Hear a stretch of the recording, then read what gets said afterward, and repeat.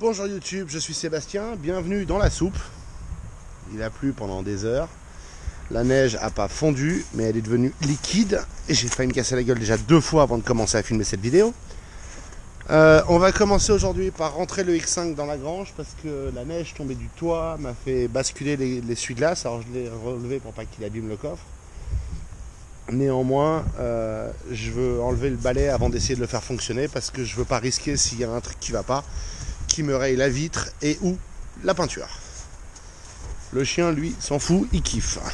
Et là, il y a une montagne de neige. Vous voyez, ça c'est de la neige qui tombe des toits et il en manque un paquet par rapport à ce qui est tombé hier.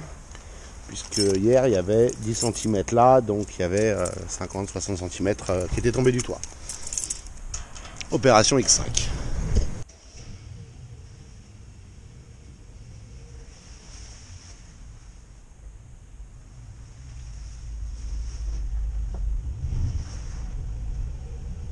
Bon là l'opération est plutôt simple, hein.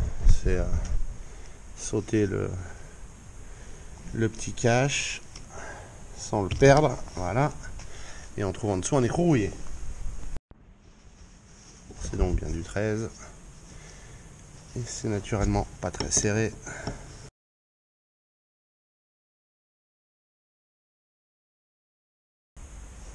Ça a l'air de fonctionner normalement.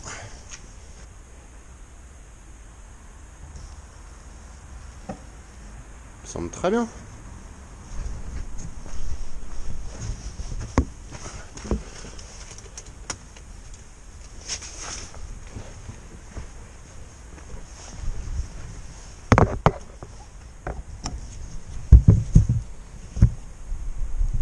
Donc c'est serré.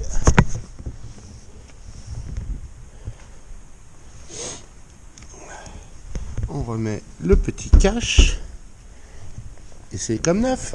C'est pas du tout comme neuf, mais c'est suffisamment comme neuf. Voilà. Tant que j'ai la voiture sous la main, je vais m'offrir le luxe de laver les fenêtres intérieures et de la lunette arrière parce que le chien me l'a pourri. Donc Ajax, chiffon, et ce sera nécessairement mieux qu'avant. Et finalement, ma journée s'est arrêtée après le X5, puisque au lieu d'avancer l'établi, la découpe des planches, on a eu une longue discussion avec madame pour planifier l'avenir des chantiers et les chantiers à venir, donc de la piscine jusqu'au sol du rez-de-chaussée, l'isolation de la chambre, de la pièce où il y a le fameux papier peint sépia que je vous avais montré, et des enduits, des mortiers, de la cuisine à refaire, bref, plein de choses qui sont prévues, qui demandent du temps, qui demandent de la planification aussi bien financière que d'énergie et de motivation. Parce que non, nous ne faisons pas partie des 100% des gagnants qui ont tenté leur chance. Hein. Moi, à chaque fois que je tente ma chance, j'ai un ticket perdant. Donc voilà. Et ça a pris du temps et c'était, je pense, important. Et comme c'est un jour de pluie, froid, brume, vent, neige mouillée, flaque dans la cour, ça ne me gênait pas de ne pas me tremper les pieds.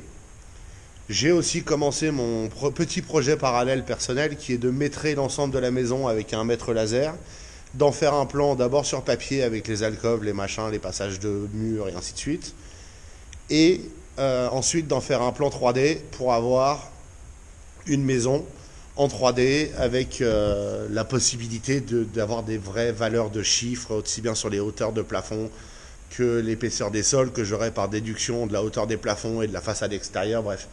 Tout un tas d'infos que j'ai pas réellement parce qu'il n'y a pas de plan d'architecte. Cette maison a plus de 400 ans, il n'existe pas de plan. Mais le temps de faire tout ça, la journée était finie, il faisait nuit, il faisait froid, encore plus froid. Donc voilà. Pas une journée très efficace, mais une journée importante quand même de faire ces points de temps en temps, parce que sinon on avance en permanence le nez dans le guidon, sans jamais savoir où on va réellement, et il y a toujours un nouveau projet qui commence le lendemain. Donc une longue liste est une bonne chose, même si elle est un peu déprimante quand on la regarde. Et je vous en parlerai au fur et à mesure de ce que l'on fait, il y a encore des décisions à prendre. Je vous remercie d'avoir suivi cet épisode, je vous souhaite une excellente soirée, et puis je vous retrouve demain.